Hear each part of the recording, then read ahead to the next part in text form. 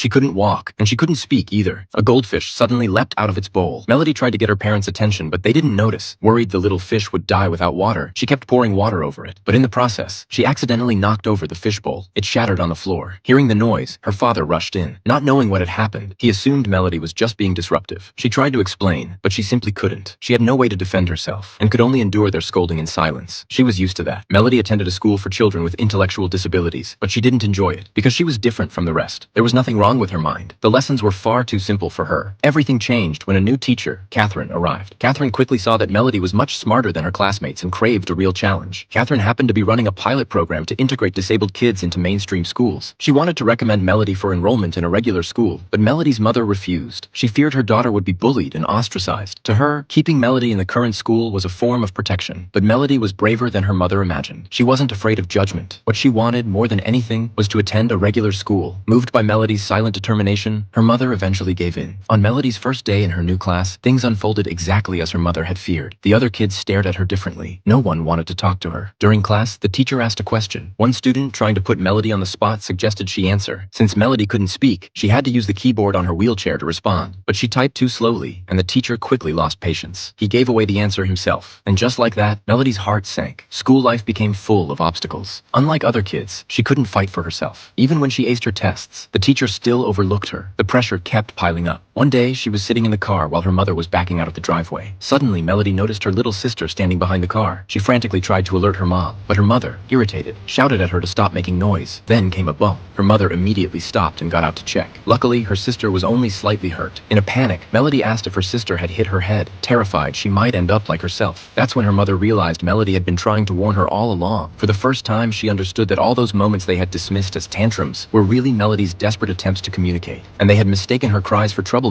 again and again. Hearing her mom's apology, Melody burst into tears. She had finally been understood. Her mother made a decision. From now on, she wouldn't speak for Melody anymore, because she now knew Melody had a voice of her own. With her mother's support, Melody found the courage to return to school. Using her speech device, she finally voiced her inner thoughts. She no longer feared people's stares, and she was determined to finish her education in her own way.